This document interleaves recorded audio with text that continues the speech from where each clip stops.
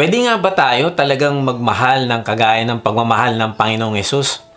Kaya ba natin ito talaga? Alam mo kaibigan, pagdating sa pag-ibig ay itinaas ng Panginoong Hesus yung standard o level ng sobra-sobra. Tinuruan niya tayo magmahal ng kaaway. Kapag sinampal ka sa isang pisngi, iharap mo yung kabila. Walk the extra mile. Gawan mo ng kabutihan ng iyong kaaway. Kaibigan, maaaring inisip mo na parang hindi naman kapani-paniwala yung ganong klaseng pagmamahal. At ang isa pa, inisip natin na ang pagmamahal ay affection lang o feelings. Pero sa Bible, alam mo kaibigan, makikita natin na ang pag-ibig ay higit pa sa emosyon. Ito'y merong ginagawa, merong kinikilos, merong aksyon. At yung pagmamahal na yon ay lampas sa sarili nating kakayahan. Na-realize ko, napapatunayan natin yung pagmamahal kapag pinipili na natin yung pinaka-best para sa isang tao na minamahal natin. Kahit pa nga hindi siya kamahal-mahal at ang kapalit pa nito ay malaking sakripisyo para sa atin. Na ipapakita natin ang tunay na pagmamahal na may aksyon kapag sinasantabi na natin yung ating pansariling agenda para lang maibigay natin ang best para sa ikabubuti ng taong minamahal. Maring inisip mo, mahirap, imposible yan. Yes, kaibigan, imposible talaga kung gagawin mo ito sa pamamagitan ng sariling lakas. Mahirapan tayong magsakripisyo, magpatawad, maging selfless, pero ang good news ay merong tutulong sa atin para magawa natin ito. Ang pinagmumulan ng pagmamahal na ito ay ang Diyos. Sabi sa 1 John 4:16, ang Diyos ay pag-ibig. Tandaan natin na hindi sinabi dyan na minsan mapagmahal ang Diyos. O kaya, yung pag-ibig ay isang parte ng Diyos. Hindi din sinabi dyan na meron siyang pag-ibig. No, ang sinabi dyan, ang Diyos ay pag-ibig. Siya mismo ay pag-ibig. Ang ibig sabihin ay yung kalikasan niya ay pag-ibig. Ang pag-ibig ay kung sino siya. Kaya nga, ang pag-ibig natin, hindi pwedeng palaguin sa sariling lakas. Magagawa lang natin yung pag-ibig na lampas sa sarili kung makikipag-isa na tayo sa Panginoong Hesus. At kapag ginawa natin ito, ang banal na spirito ay mananahan sa atin at maglalagay sa puso natin ng pag-ibig ng Diyos. Alam mo, sabi sa Romans 5:5, at hindi tayo binibigo ng pag-asang ito sapagkat ang pag-ibig ng Diyos ay ibinuhos na sa ating mga puso sa pamamagitan ng Espiritu Santo na ipinagkaloob sa atin. Narealize ko, hindi mo talaga kakayaning magmahal ng kaaway, magsakripisyo ng iyong sarili para sa mga taong hindi naman kamahal-mahal kung wala pa ang pag-ibig ng Diyos sa iyong puso. Pero, paano tayo magkakaroon ng pag-ibig ng Diyos? Ang sabi sa talata, ay manggagaling ito sa banal na spirito na magbubuhos ng pag-ibig ng Diyos sa iyong puso. At yung banal na spirito na yun na tinanggap natin nung tayo ay nanampalataya sa Panginoong Hesus ay kikilos para magbunga sa ating puso. Kaya nga, ang sabi sa Galatians 5:22, subalit ang bunga ng spirito ay pag-ibig. Wow! Ang isang bunga ng pagiging anak ng Diyos pala, ng pagiging alagad ng Panginoong Hesus, ng pagiging Kristiyano ay pag-ibig. The moment na nanampalataya ka sa Panginoong Hesus, ay ipinanganak ka ng muli at mananahan sa iyo ang banal na spirito. Malalaman mo naman kung nasa iyo na ang banal na spirito o malalaman mo na ikaw ay ipinanganak ng muli kapag nagbubunga na sa buhay mo ang pag-ibig. Sa tulong ng banal na spirito ay magkakaroon ka na ng kakayahan na umibig ng kagaya ng sa Panginoong Hesus. Kaya nga tayo ay pwede na niyang utusan na magmahal ng mas malalim.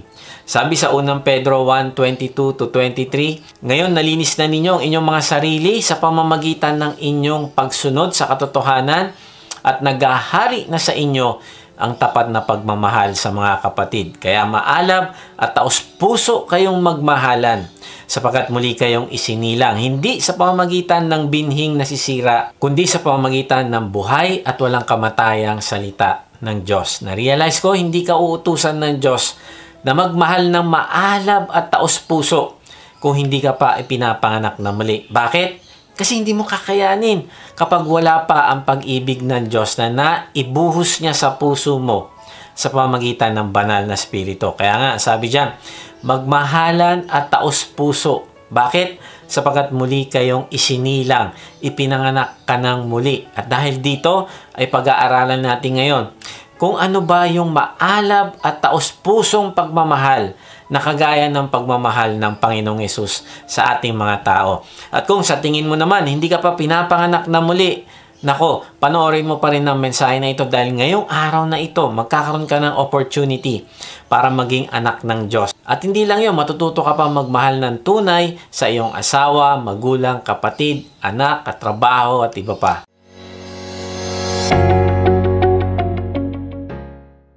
The Love Journey. Embark on an unparalleled journey with us. A journey that promises to transform your understanding of love, deepen your connection with God, and expand your ability to love others authentically. Welcome to The Love Journey, a 3-part sermon series designed to explore the depths of God's love and our response to it. Part 1. How much God loves you. Discover the boundless and unconditional love God has for you. Experience the warmth and security of being cherished by the Creator. Part 2. How to love God in return for His love.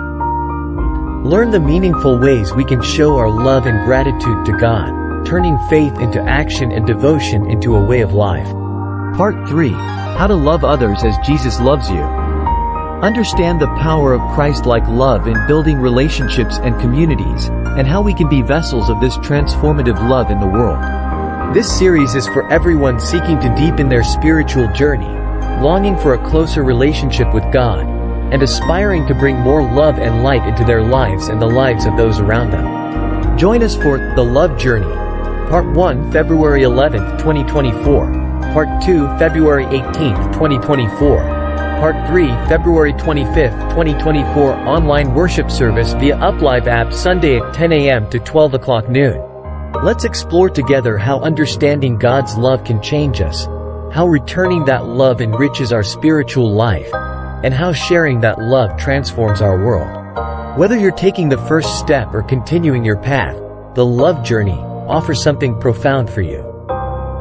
Don't miss this transformative experience. We can't wait to welcome you. Magandang araw muli mga ka-Wodji. Salamat sa Diyos sa inyong pagsubaybay sa mga mensahe ng ating Diyos dito sa ating vlog na may bagong upload every Sunday 6 p.m.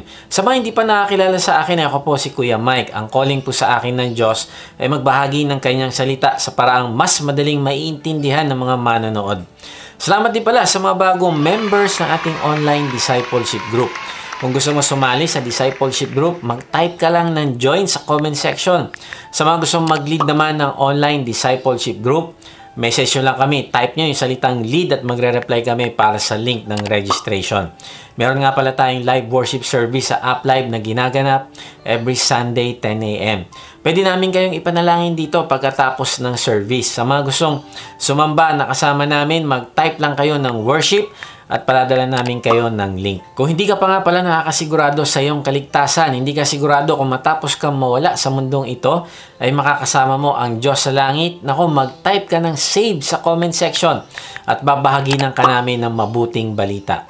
Tapos, magkakaroon nga pala tayo ulit ng baptism. Kung ikaw ay nagsuko na ng buhay mo sa Panginoong Hesus, ay inaanyayahan namin na magpabaptize at i-declare ang iyong pakikipag-isa sa Panginoong Hesus publicly. Type mo sa comment section ang baptize at magpapadala kami sa iyo ng registration link. Okay, balik tayo sa topic. Sabi sa 1 Corinthians 13:1-3, makapagsalita man ako sa mga wika ng mga tao at ng mga anghel, kung wala naman akong pag-ibig, para lamang akong kampanang umaalingaw-ngaw o pompyang na maingay. Kung ako man ay may kakayahang magsalita ng mensahe mula sa Diyos at umunawa sa lahat ng hiwaga, kung nasa akin man ang lahat ng kaalaman at lahat ng pananampalataya, ano pat nakakapagpalipat ako ng mga bundok, ngunit wala naman akong pag-ibig, wala akong kabuluhan. At kung ipamigay ko man ang lahat ng aking mga ari-arian at ialay ang aking katawan upang sunugin, ngunit wala naman akong pag-ibig, wala rin akong mapapala. Kaibigan, kahit gaano ka kagaling magturo ng Biblia, kahit gaano karami ang achievements mo, ay kung hindi ka marunong magmahal, ay wala rin itong saysay. So paano ba tayo magmamahal ng gaya ng sa Panginoong Hesus? meron lang tayong 3 point na pag-uusapan. SAP. Letter S, to love like Jesus is to sacrifice without counting the cost. Letter A, to love like Jesus is to allow love for the undeserving. And letter P is to love like Jesus is to prove love through action. So number 1, to love like Jesus is to sacrifice without counting the cost. Ang ibig sabihin ay magmamahal ka ng merong sakripisyo pero hindi ka magbibilang o magkukwenta ng mga bagay na binitawan mo. Kasi nare-realize mo na yung ginawa para sa'yo ng Panginoong Yesus ay ganun din. Namatay siya sa krus dahil sa kanyang pagmamahal sa'yo at hindi niya kinuwenta yung cost ng kanyang paghihirap para lamang mailigtas ka. Kaya kaibigan, nasubukan mo na ba umupo minsan at pag-isipan yung cost na pinagbayaran niya para magsakripisyo para sa'yo? Pag-usapan natin yung 3 cost na hindi niya binilang para lang mailigtas ka niya. Una, it cost Jesus His glory. Hindi niya inalala o binilang na sa pagsasakripisyo niya ay ang kapalit nito ay ang kanyang karangalan.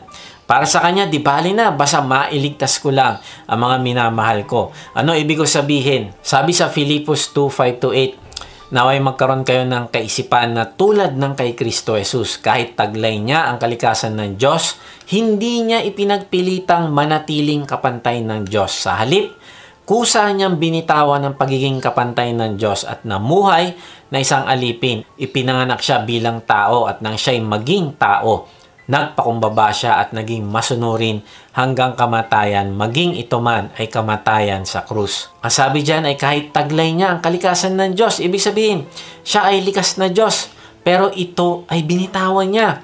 Binitawan niya yung kanyang glory for 33 years. Nandito siya sa lupa.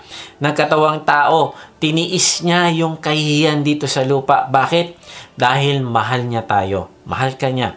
Kaya kung tayo ay magmamahal din sa kapwa, ay magsasakripisyo tayo. Hindi natin kukwentahin yung mga kapalit ng kahirapan para sa taong minamahal natin. Ibig sabihin, hindi tayo manunumbat. Ang isang ibig sabihin ay magkakaroon tayo ng contentment. Alang-alang sa taong minamahal natin, isasakripisyo natin yung gustong-gusto nating bagay. Maring isakripisyo natin yung gustong-gusto nating pangarap. Pero kung makakasama naman ito sa mga mahal natin sa buhay, hindi natin ito gagawin. Misa inisip natin, kailangan ko ito, kailangan ko yan, gusto ko magkaroon nito. Pero baon na kayo sa utang at hindi mo iniintindi ang mga mahal mo sa buhay na maapektuhan. Kaibigan, mali yan. Hindi ito yung tunay na pagmamahal. Bakit? Kasi nakafocus ka sa sarili mo. Ang tunay na nagmamahal ng kagaya ng sa Panginoong Yesus ay selfless. Natututo na siyang mamuhay ng kahit wala siya ng ibang mga bagay, ay okay lang. Natututo siya ng contentment. Kasi ito yung makakabuti para sa mga taong minamahal niya. Sabi nga, love does not seek its own self. Hindi siya interesadong gumawa ng sarili niyang kingdom. Minsan, pag may lumipat na member ng isang D-group, ay nagagalit tayo kung tayo ang D-group leader. Kasi akala natin, kingdom natin ang ating tinatayo. Pero kaibigan, tandaan mo ito, yung D-group members ay alagad ng Panginoong Yesus at hindi natin sila pag-aari. Ang goal natin ay lumago ang pagmamahal nila sa Panginoong Yesus ng higit sa lahat at hindi tayo ang focus sa isang D-group. Para sa'yo, kung lumipat man ang D-group member mo o lumipat siya ng church ay okay lang. Kung ito naman ang makakapagpalago sa kanya spiritually. Ang tunay na pagmamahal ay hindi nakafocus sa sarili o hindi nakafocus doon sa taong minamahal niya. Nakafocus sa ikabubuti ng kanyang kapwa. Ang tunay na nagmamahal ay nagpaparaya at sinasantabi niya yung mga selfish ambition. Ang tunay na nagmamahal ay hindi niya ina-idolize o sinasamba ang success o tagumpay. Maraming tao na sa ngalan ng tagumpay ay handang makipag-away sa iba o handang iwanan ng pamilya o handang hindi magbigay ng panahon sa kanyang pamilya. O kaya maaaring nagtatanong na bakit yung iba successful, bakit ako hindi? So, kailangan kong gawin ito, gawin yan para mapatunayan ko na matagumpay din ako. Kaya lang, yung time sa iyong pamilya o magawa mo yung mga bagay na dapat sana ginagawa mo para sa mga mahal mo ay hindi mo nabibigay. Kaibigan, ano yung isang bagay na pinagkakamatayan mo gawin to the point na nawawalan ka na ng panahon sa iyong mga mahal sa buhay? Ang isang tunay na nagmamahal, hindi inuubos yung resources para sa kanyang sarili. Hindi niya inuubos yung time, hindi niya inuubos yung kanyang energy para sa kanyang sariling pag-angat kung hindi nakatingin siya sa iba. Gusto niyang i-build up ang mahal niya sa buhay. Narealize ko, ang tunay na nagmamahal, hindi insecure. Kung hindi gusto niya na ang mahal niya sa buhay ay maging successful din. Hindi niya sasabing, ayoko magturo, ayoko mag-guide kasi baka maungusan niya ako. Dapat ako yung nakakaangat sa aming dalawa. No, hindi ganon. Kaibigan, ang tunay na nagmamahal, willing siyang magsakripisyo at ibaba ang sarili upang maitaas naman niya ang iba. Hindi niya bibilangin yung cost kasi ang concern niya ay mapabuti yung kanyang minamahal. Ang tunay na nagmamahal ay hindi kapit na kapit sa posisyon. Hindi kapit na kapit sa control at authority. Kaya kahit na marami kang nasasagasaan, marami kang nasasaktan, di bali na basta ako pa rin yung nasa taas. Ako yung top. Ako pa rin yung tinitingala. Mali kaibigan. Ang tunay na nagmamahal, hindi obsessed sa control. Ang tunay na nagmamahal, hindi obsessed na maging maganda ang tingin ng mga tao sa kanya.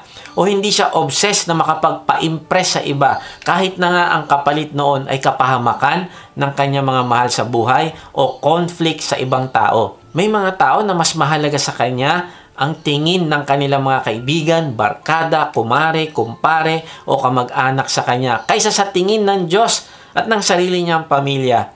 Kailangan ma-maintain ko ang status ko na galante, may pera, madaling pakiusapan, mapagbigay, matulungin. Kaya lang kaibigan, alalahanin mo dahil dito ay napapahamak na kayo financially. Kaibigan, sacrifice without counting cost.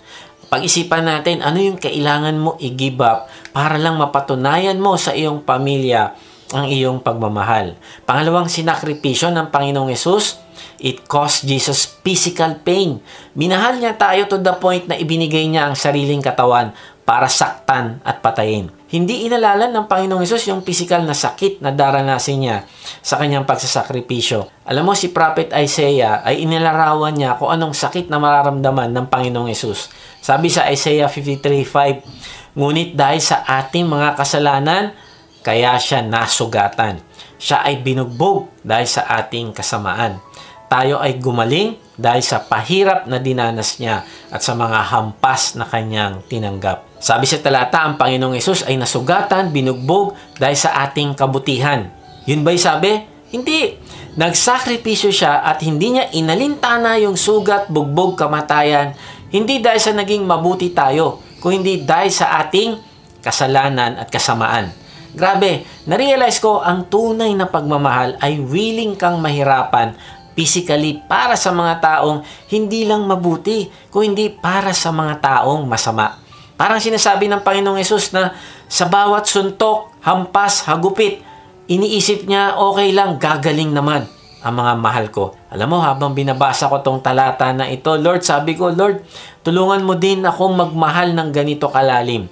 Na matuto akong mag-sacrifice para sa ikabubuti ng iba. Narealize ko, minsan gusto ko ding huminto sa ministry dahil mahirap, linggo-linggo, 30 hours ang kailangan ko para makagawa ng message. Minsan, 4 a.m. na ako natutulog. Tapos, meron pa akong D-group, may counseling, may accountability and prayer, meeting at planning. Tapos, naiisip ko, hindi na ako nakakapag-bike at naapektuhan din yung aking time sa business. Ang dami kong gustong gawin sa business pero hindi ko magawa.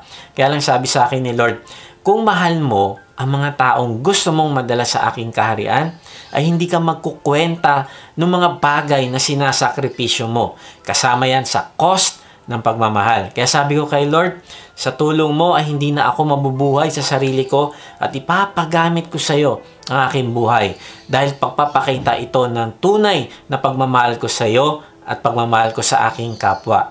Kaibigan, love endures all things. Magtsatsaga ka, magtitiis ka para mapabuti ang ibang tao. Ang tunay na pagmamahal ay walang limit. Hindi siya hihinto kahit sa pinakamahirap na sitwasyon. Ang tunay na pagmamahal ay magtutuloy ka sa ginagawa mong tama. Pagtsatsagaan mo ang mga taong umuusig sa'yo. Yung kumukutya sa'yo, yung nag-aalipusta sa'yo, nagmamaliit sa'yo, papakitaan mo pa din ng pagmamahal. Kakayanin mo itong pagtsagaan sa tulong ng Diyos. Hindi ka magwawala kapag meron kang narinig na sinabi laban sa'yo. Sisikapin mo na ipakita ang pagmamahal mo din sa taong iyon kasi gusto mo na madala siya sa Panginoong Hesus. Pangatlo, it cost Jesus his fellowship with the Father. Yung pagsasakripisyo ng Panginoong Hesus ay nagdulot ng pagkahiwalay niya sa kanyang Ama sa langit. At na-realize ko na ito ang pinakamasakit at pinakamahirap na napagdaanan niya. Kaya nga sabi niya sa Mateo 27:46, Diyos ko, bakit mo ako pinabayaan? Na-realize ko ang tunay na pagmamahal. Minsan, willing ka ring mapahiwalay sa mahal mo sa buhay para lang sila mapabuti. Alam mo, yung mga OFW na magulang, masakit sa kanila na mapahiwalay sa kanilang pamilya pero hindi nila kukwentahin yung hirap at homesick sa abroad para lang mapabuti ang kanilang mga mahal sa buhay. Kaya minsan, willing kang lumayo sa mga barkada o kaibigan mo na nagiging impluensya na gumawa ka ng bagay na hindi kalooban ng Diyos. At gagawin mo ito kasi mas mahal mo ang iyong pamilya. Ang tunay na pagmamahal ay marirealize mo na hindi ka na single at kailangan mo panindigan ng pagiging mabuting ama o ina sa iyong tahanan. Ako minsan nahihiya sa Diyos dahil may pagkakataon na nabubuhay pa rin ako sa sarili ko. Minsan hindi ako nakakapagmahal sa paraan na gusto ng Panginoong Hesus. May mga pagkakataon na nagiging selfish ako sa aking oras. Kasi may mga bagay na minamadali ko matapos. Palagi ako nagra-rush. At may mga tao na pag hindi makasabay sa pagmamadali ko ay nagiging impatient ako sa kanila. Na-realize ko na sobrang selfish ko pala kasi hindi ko kino-consider na hindi lahat ng tao ay kaparehas ko. Na meron kaming kanya-kanyang strength at weakness. Na kailangan ko babaan yung aking expectation. At sa halip na magalit, ay tignan ko yung mga positive na nagagawa naman ng isang tao at i-appreciate ko yun. Na-realize ko na tuwing ako ay magagalit dahil lang nagkamali ang isang tao, ay pinapakita ko sa kanya na mas mahal ko ang ginagawa ko kaysa sa kanya. O kaya mas mahal ko ang aking reputasyon kaysa sa kanya. Sabi ni Ortberg, the most serious sign of hurry sickness is a diminished capacity to love. Love and hurry are fundamentally incompatible. Love always takes time, and time is one thing hurried people don't have. The truth is, look around at our society. Hurried people cannot love because they are always in a hurry. Grabe, ang message na ito ay para din sa akin kasi gusto ko maipakita talaga yung pagmamahal ko sa mga taong dinadala sa akin ng Diyos. At sinasabi sa akin ng Diyos na kailangan ko mag-slow down at bigyan ng sapat na panahon ang mga taong dinadala sa akin ng Panginoong Hesus. May isang tao na tumatawag sa akin at nagme-message na gusto niya ako makausap. Hindi ko na lang sasabihin yung pangalan niya kasi hindi ako nakapagpaalam sa kanya. Nagkataon naman na sa tuwing tumatawag siya ay may ginagawa ako at may kailangan akong tapusin. Sabi ko, Lord, busy ako sa pinapagawa mo. Huwag muna ngayon kasi nagmamadali ako. Hanggang isang araw pinaalala sa akin ng Diyos na kailangan ako magbigay ng time dahil ang tunay na pagmamahal ay hindi lang sinasabi o itinuturo kung hindi ginagawa. So nag-message ako sa kanya. Sabi ko ay magtawagan kami. Nag-prepare ako para mag-share ng gospel sa taong ito. Pero sabi niya, siya ay pastor. At gusto niya lang magpasalamat sa akin dahil yung mga video messages natin ang ginagamit ng Diyos para kausapin siya at magkaroon siya ng breakthrough.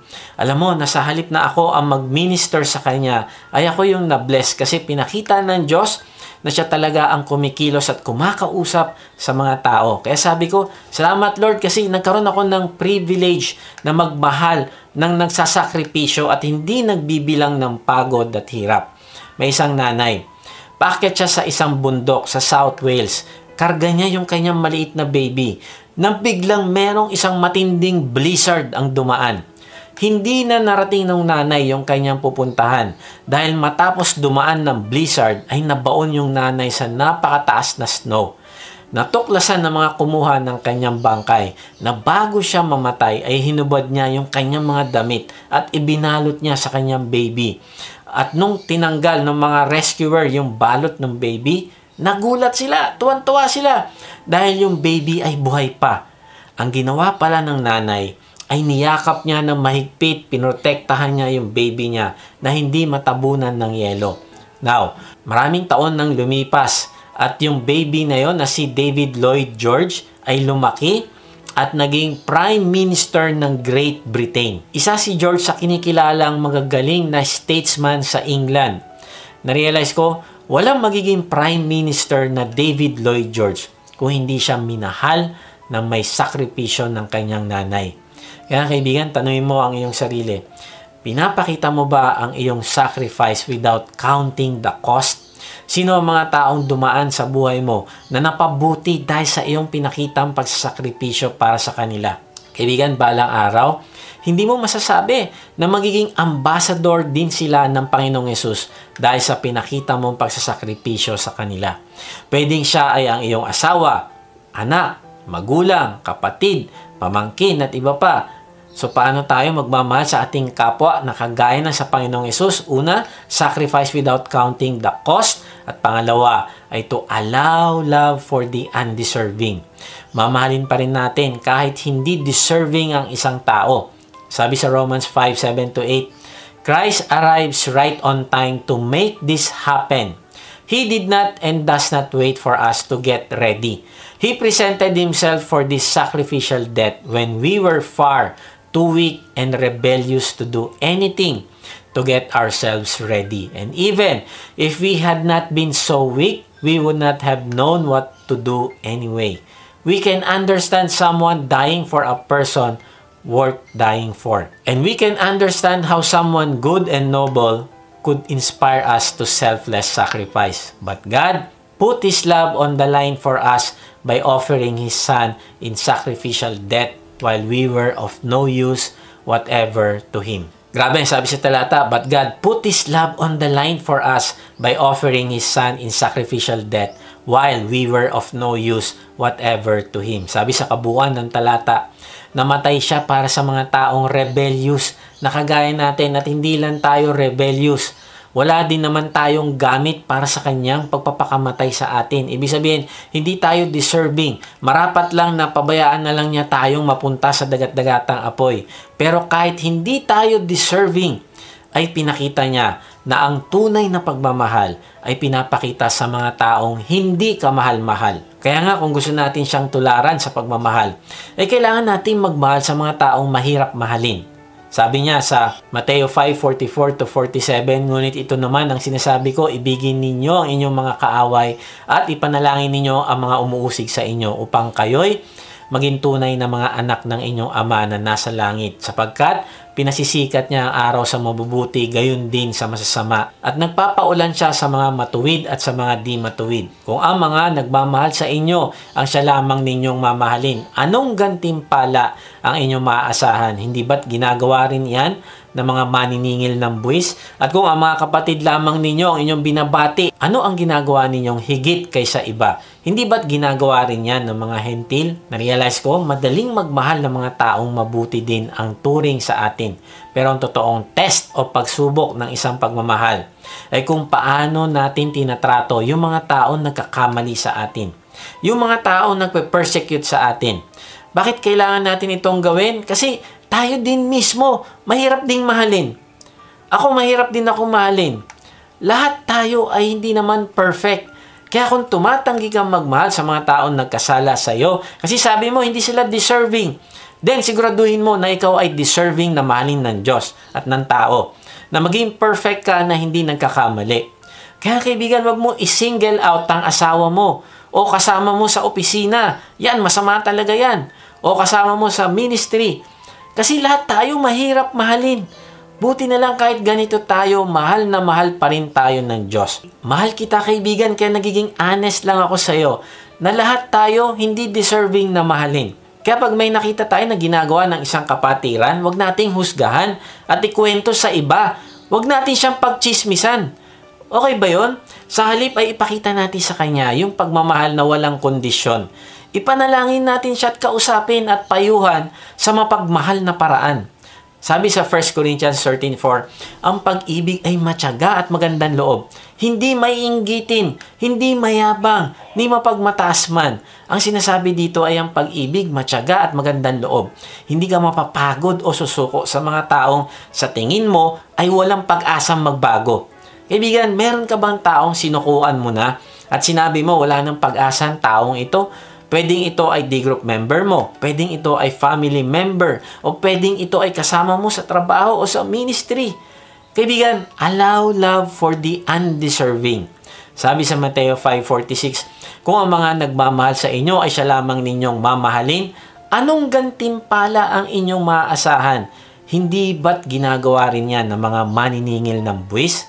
Noong araw ay tinuturing na masasamang tao yung mga maniningil ng buwis. Pero kung sila na masama ay nagmamahal din sa mga nagmamahal sa kanila, ano na lang yung kaibahan nating mga nagsasabi na tayo ay anak ng Diyos, na tayo ay alagad ng Panginoong Yesus. Narealize ko na magiging iba tayo sa ibang tao kapag nagmamahal na tayo ng mga taong hindi naman dapat mahalin. Kaya kung gusto mong itaas ang level ng iyong kabanalan at pagmamahal, allow love for the undeserving.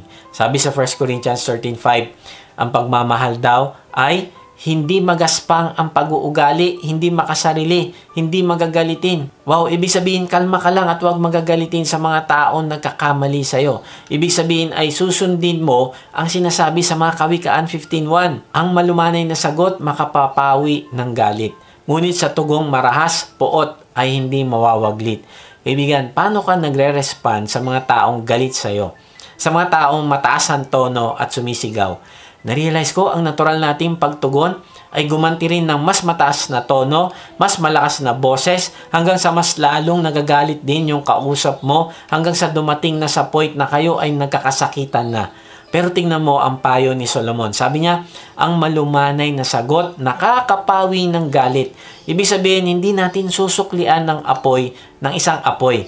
Ang isang taong may wisdom ay sasagot ng malumanay dahil alam niya na kahit anong galit ng kanyang kausap ay kapag sinagot naman niya ito ng malumanay ay kakalma din ito. Now, bakit may wisdom ang tao na nagiging malumanay pa rin kahit naggalit na yung kausap? Kasi alam niya na nakikita ng Diyos ang nangyayari.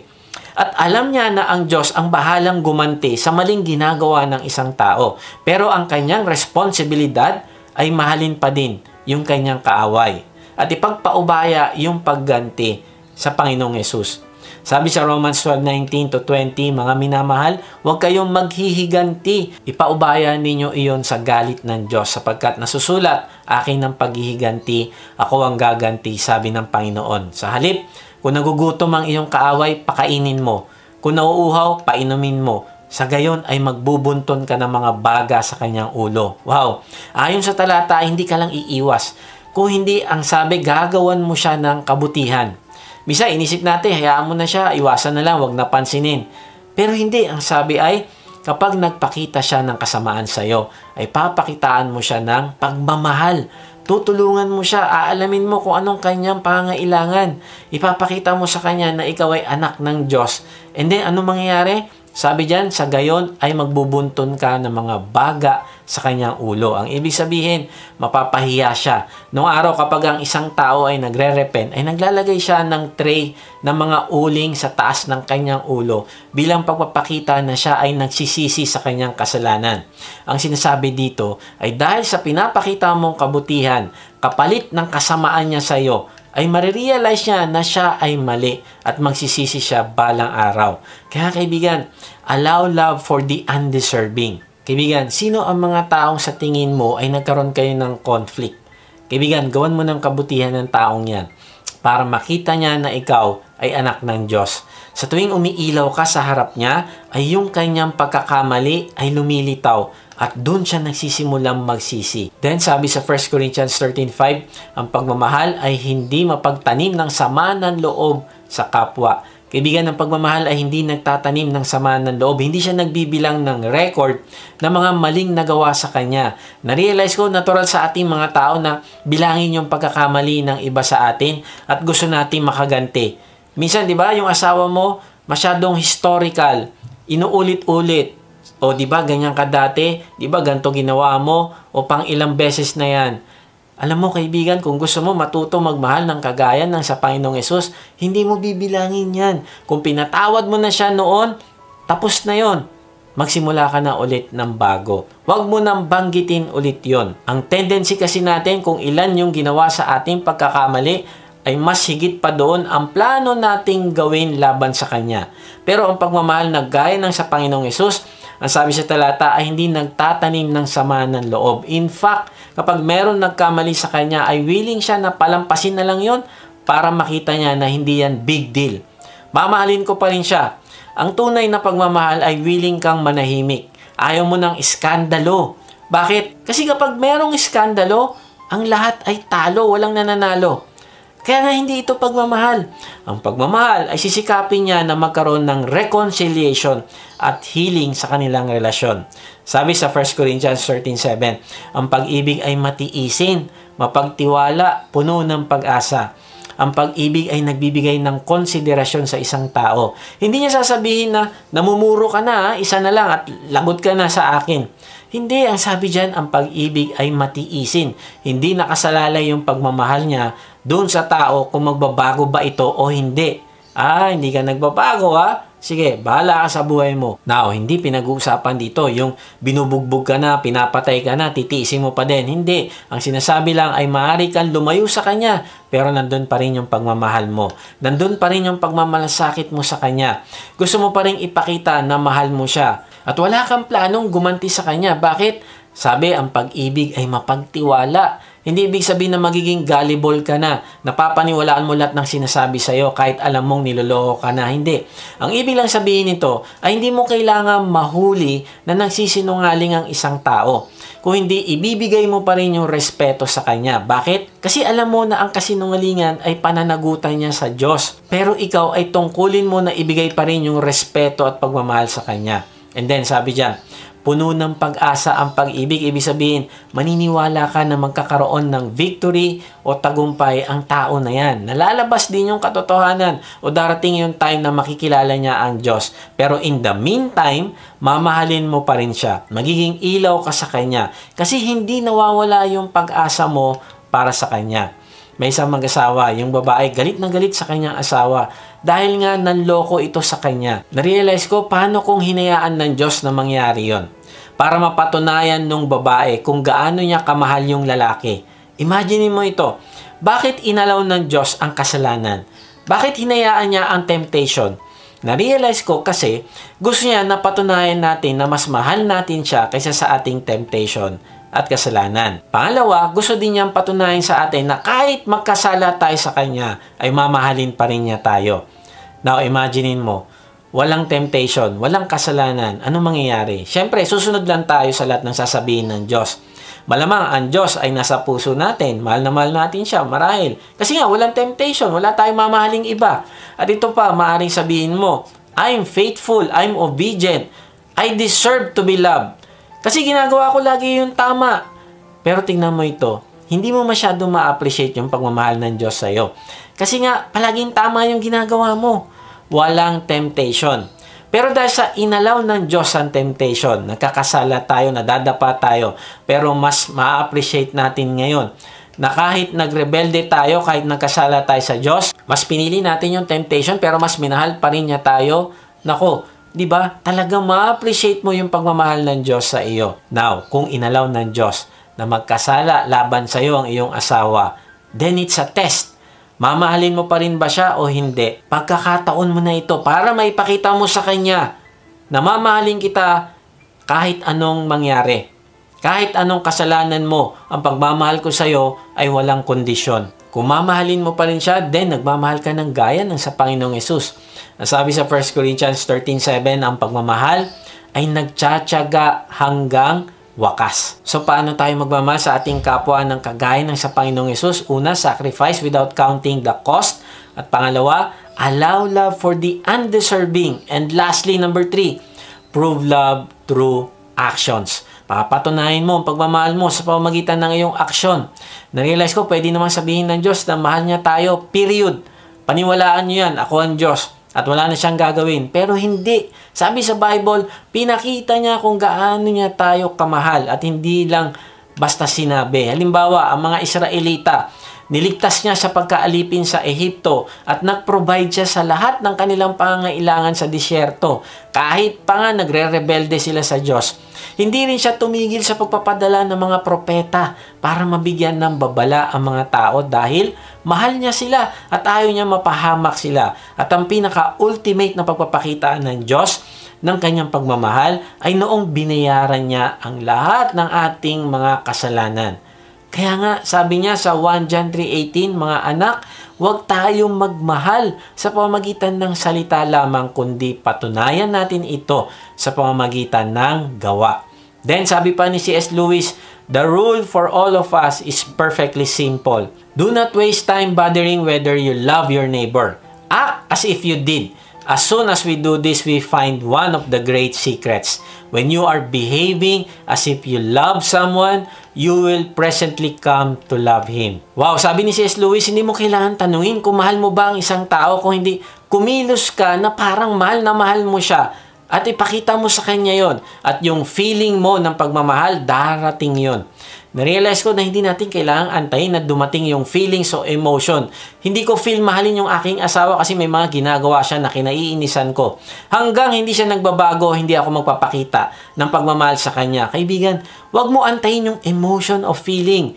Unahin mong pakitaan siya ng pagmamahal kahit hindi mo feel at susunod yung feelings na mahal mo din siya. Merong isang kwento si Dr. Crane tungkol sa isang babae na galit sa kanyang asawa at gusto niya itong i-divorce. Pero ang gusto niya ay pasakitan ito at pahirapan muna bago niya i-divorce. Kaya itong babae humingi ng advice kay Dr. Crane. Ang sabi naman ni Dr. Crane, sige, umuwi ka sa bahay niyo at magpanggap ka na mahal mo talaga ang iyong asawa. Ipakita mo sa kanya kung gaano mo siya kamahal. I-appreciate mo ang kanyang mga ginagawa. Purihin mo yung mga positive.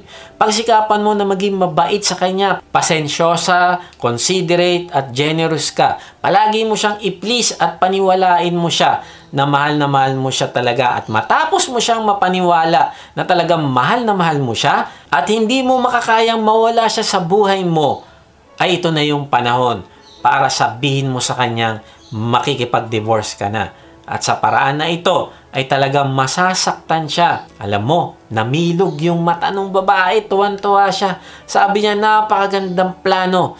At yun nga yung ginawa ng babae. For 2 months, pinakita niya yung kanyang kakaibang pagmamahal na hindi niya pa ginagawa dati. Yung kanyang oras ay binigay niya sa pag-iintindi at pagmamahal niya sa kanyang asawa nang walang kondisyon. At nung matapos yung 2 buwan, hindi pa bumabalik yung babae kay Dr. Crane. Kaya tumawag na si Dr. Crane sa kanya. Sabi niya, ready ka na ba para sa divorce? Alam mo, sabi ng babae, anong divorce? Never! Na-discover ko na mahal ko pala talaga yung aking asawa. Wow! Yung kanyang action pala ng pagbibigay ng pagmamahal sa kanyang asawa ay ang nagbago ng kanyang feelings.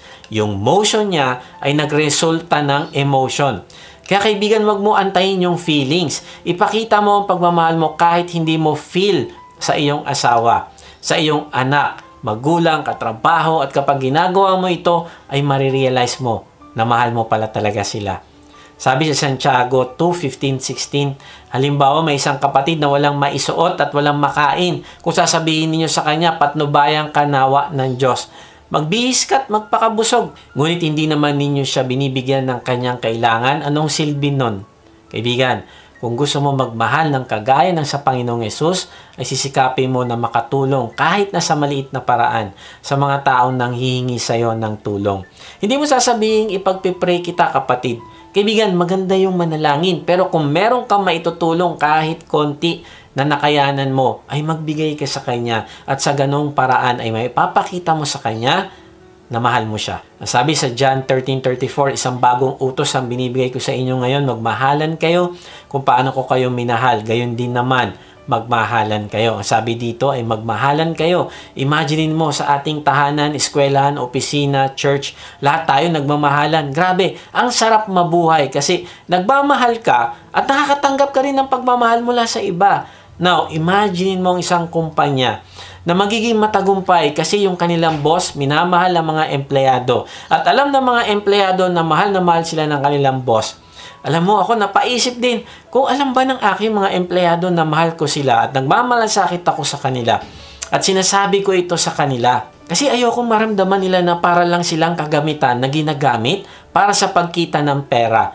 Sinisigurado ko na meron silang benefits, sila ay above sa minimum wage, sila ay naaalala kapag birthday nila, naglagay kami ng budget for food at cake para sa konting celebration at maipanalangin namin sila.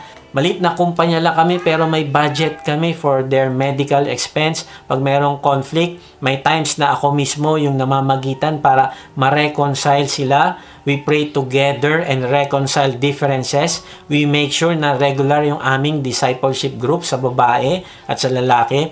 Gusto kong makita nila na hindi lang ako concerned sa kanilang financial, kung hindi sa kanilang spiritual na paglago. Now, normal ang conflict sa magkakasama.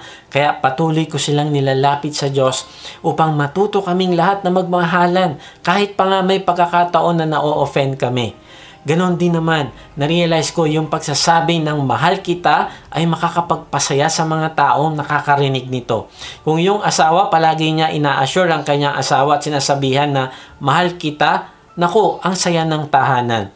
Kung yung mga magulang hindi nakakalimot na magsabi sa kanyang mga anak na mahal ko kayo, naku, ang saya ng isang pamilya.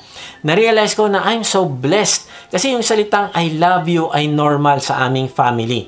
Hindi dadaan ng araw na hindi namin ito sasabihin sa bawat isa. Kaibigan ko, ikaw ay magulang. Gaano kadalas mo sinasabi sa iyong mga anak na mahal mo sila? At kung ikaw naman ay anak, gaano kadalas mo sinasabi sa iyong magulang na mahal mo sila? Na-realize ko na may mga magulang o anak na ayaw magsabi ng I love you sa kanilang mahal sa buhay kasi nakakahiya daw, corny. No, mali kaibigan. Makapangyarihan ng salitang mahal kita at kailangan itong marinig ng iyong mga mahal sa buhay. At kailangan mo din itong marinig mula sa iyong mga mahal sa buhay. Kaya simulan mo magsabi ng katagang mahal kita. Hindi lang sa pamilya, kung hindi sa mga kasama mo sa trabaho, kasama sa ministry, ka-D-group at iba pa. Noong 1999, naglaban ang Duke University at University of Connecticut sa NCAA Men's Basketball Championship. Ang Duke ay merong tsansang manalo sana sa last 5 seconds. Kaya lang, ay yung isang player nagkamali. Nabitawan yung bola. Ayun, natalo tuloy sila. Now, imaginein mo ito. Pagkakataon na sana nila mag-champion kasi 3 beses na sila, 3 season na yun, natalo sila sa championship. Now, anong sabi ng coach? Matapos silang matalo sa ika-4 na beses sa National Championship game, sabi niya, I'm really proud of my team. He declared, I really love these guys. I have a hard time being sad. I don't coach for winning. I coach for relationships. Alam mo, di ako nagtataka kung bakit ang coach na ito ay isa sa mga magagaling na coach noong araw. Para sa kanya kasi mas mahalaga ang relationship kaysa sa trophy, kaysa sa kasikatan, kaysa sa medal. Kaibigan, ano yung pinagpapalit mo sa relasyon? Na-realize ko na hindi maiiwasan ng conflict. Normal ito sa isang relationship. Pero ang tanong, dumarating ka ba sa point na mas nananaig sa'yo ang galit o mas nananaig sa'yo na patunayan na ikaw ang tama, kaya di bali na lang masira ang relasyon? Kaibigan, simulan mo bigyan ng halaga ang relasyon kaysa sa kahit ano pa mang bagay. Magmahal ka ng gaya ng pagmamahal ng Panginoong Yesus. Kung nagkamali ang iyong asawa, magpatawad ka at piliin mo pa rin ang iyong relasyon. Kung nagkamali ang iyong anak, alalahanin mo na mas mahalaga pa rin ang relasyon nyo. Kung nagkamali ang iyong magulang, alalahanin mo na mas mahalaga pa rin ang relasyon nyo. Kung nagkamali ang kasama mo sa ministry, alalahanin mo mas mahalaga ang relasyon nyo kaysa sa pride o sa anumang bagay na pinag-awayan nyo. Kaibigan, prove love through actions. Ayon sa isang study sa Amerika, ay para mapanatili daw yung emotional at physical health ng lalaki at ng babae, ay kailangan at least meron silang 10 meaningful touches. Pwedeng ito ay halik, tapik, yakap at iba pa sa isang araw. Siyempre, yung halik ay para sa mga tao may relasyon lang. Pero ang point ay bukod sa sinasabi natin ay naipapahayag daw natin dapat ang ating pagmamahal sa pamamagitan ng mga meaningful touches. Merong advertisement dati, sabi, have you hugged your kids today? Good coaches high-five their players. Good husbands hug their wives. Good bosses give employees encouraging pats on the back. And good Christians hug each other, smile at each other, and laugh with each other.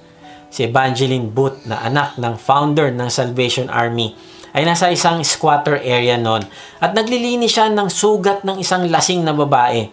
Alam mo, sabi nung kaibigan ni Evangeline, hindi ko yan gagawin kahit bayaran ako ng $1 million. Alam mo, sabi ni Evangeline, kahit ako hindi ko yan gagawin para sa pera, pero gagawin ko to dahil mahal ko siya. Kaibigan, simulan mo ipakita yung pagmamahal mo sa pamamagitan ng aksyon. Kung gusto mo makipagpagalingan sa iba, makipagpagalingan ka sa pagmamahal. Doon ka maging proud. Huwag ka maging proud dahil may pinagalitan ka, sinabon ka, tinakot ka, sinindak.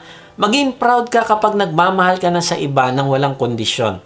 Maging proud ka sa pagkilos ng Diyos sa buhay mo. Kaibigan, simulan nating sabihin sa ating mga asawa at anak, kamag-anak na mahal natin sila. Iparamdam din natin sa kanila ang mga meaningful touches gaya ng tapik, yakap, paghalik. Narealize ko may mga lalaki na ayaw makipag-holding hands sa asawa, pero kaibigan, kailangan mo ipakita sa kanya na siya ay iyong mahal na mahal. Kung ikaw ay boss, manager, supervisor, tapikin mo at sabihin mo sa iyong mga kasama na na-appreciate mo sila. Kung ikaw ay empleyado, sabihin mo sa iyong kapwa empleyado o katrabaho na nagpapasalamat ka na kasama mo sila sa iyong departamento.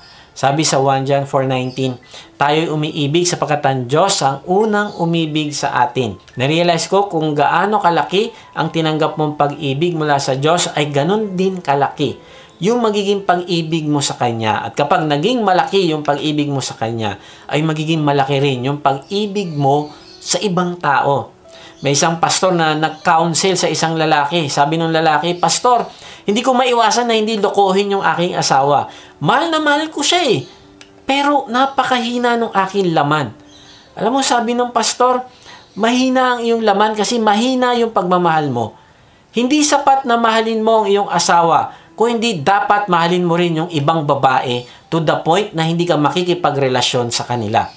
Kung mahal mo ang iyong asawa at mahal mo ang ibang babae na yan, hindi ka papayag na magkaroon ng relasyon sa kanya dahil may asawa ka na. Hindi ka papayag na masira ang buhay niya. Hindi mo sasabihin mahal mo siya pero alam mong may pananagutan ka na. Ito ay pagiging makasarili na pagmamahal. Na-realize ko, tama yung pastor.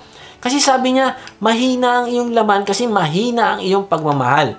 Kung mahal mo ang ibang babae, iisipin mo na hindi mo siya dadalhin sa kasalanan, na hindi ka magiging instrumento para magkasala siya sa Diyos. Ganon ang taong nagmamahal ng merong aksyon at ang aksyon na yon ay tamang aksyon. Ganon din naman sa church. Kung sinasabi mong mahal mo ang Diyos pero sinasaktan mo yung ibang tao, namumuhi ka sa ibang tao, hindi ka nag-i-initiate na makipag-reconcile sa nakaalitan mo, ay parehas ka ng lalaki na ito na mahina ang pagmamahal mo. Kaya nga tandaan mo ito kaibigan, na ang laki ng pagmamahal mo sa Diyos ay napapatunayan sa pagmamahal mo sa iba. At yung pagmamahal mo sa iba ay napapatunayan naman ng iyong aksyon. Si Opal Whitsett ay isang Christian author. Sumakay siya sa bus isang gabi. Merong isang teenager ang sumakay din sa bus. Kaya lang, itong teenager na ito nakatulog at lumampas siya doon sa kanyang bababaan. Nung nagising siya, tinanong niya yung driver kung nasan na sila. Nako, sabi nung driver, lumampas ka na sa gusto mong babaan. Alam mo, sabi nung teenager, bababaan na lang po ako, hinto nyo. Sabi nung driver, hindi pwede, sobrang lamig sa labas. At sobrang layo na natin. Hindi mo kayang lumakad pabalik. Doon ka na lang sa susunod na istasyon, doon ka sumakay ulit. Alam mo, namutla yung teenager, nag-alala siya dahil wala na siyang pamasahe pabalik. Pangalawa, hindi niya alam yung lugar na bababaan niya. Takot na takot siya kasi baka maligaw siya ulit.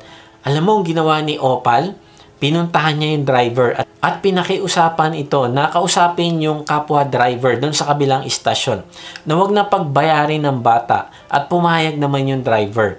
Bumalik na si Opal sa kanyang upuan at kinausap yung teenager at sabi niya, huwag ka na mag-alala, kinausap ko na yung driver at sasamahan kita hanggang sa makasakay ka pabalik.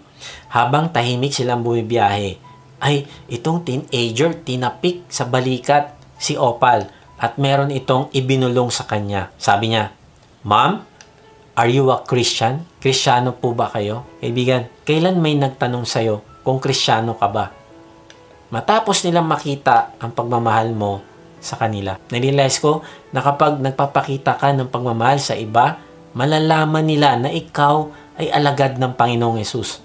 Sabi sa John 13:35, kung kayo'y may pagmamahal sa isa't isa, makikilala ng lahat na kayo'y mga alagad ko.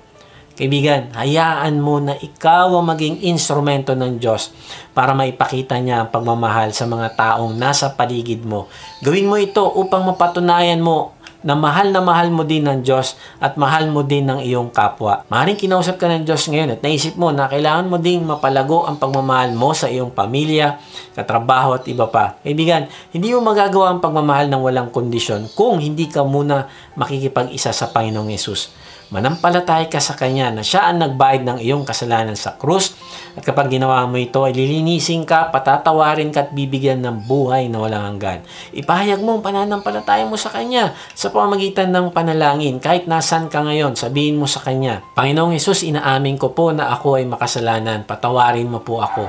Nananampalataya po ako na Ikaw ang nagbayad ng lahat kong kasalanan sa krus. Ngayon nga ay binubuksan ko ng aking puso. Pumasok ka at manahan sa akin. Tinatanggap kita bilang aking Panginoon na tagapagligtas. Simula ngayon ay tatalikdan ko na ang aking kasalanan. Tulungan mo ako na magmahal ng walang kondisyon sa mga taong nasa paligid ko. Amen. Kung sumabay ka sa panalangin natin bilang pananampalataya at pagtanggap mo sa Panginoong Hesus ay mag-iwan ka sa comment section ng salitang accept para makilala ka namin at masama sa aming panalangin para sa iyong paglagawang spiritual. Kung na-bless ka naman sa message na ito, ay inaanya kita mag-subscribe sa aking YouTube channel upang ma-notify ka pag may bago na kaming video. Ibahagi mo din ang mensahe na ito sa iba ng mga nanghihina, nangangamba sa buhay at nasa kapigatian upang ma-encourage sila na lumapit sa Diyos na nagmamahal sa atin. Kung gusto mo namang mas makilala pa ang Diyos ay sumama ka lang sa aming online discipleship group. Type mo lang ang salitang join sa comment section. Kung napapanood mo naman ito sa Facebook ay click mo lang yung send message at type mo doon ang salitang join at may magre-reply sa iyo para sa link ng registration form.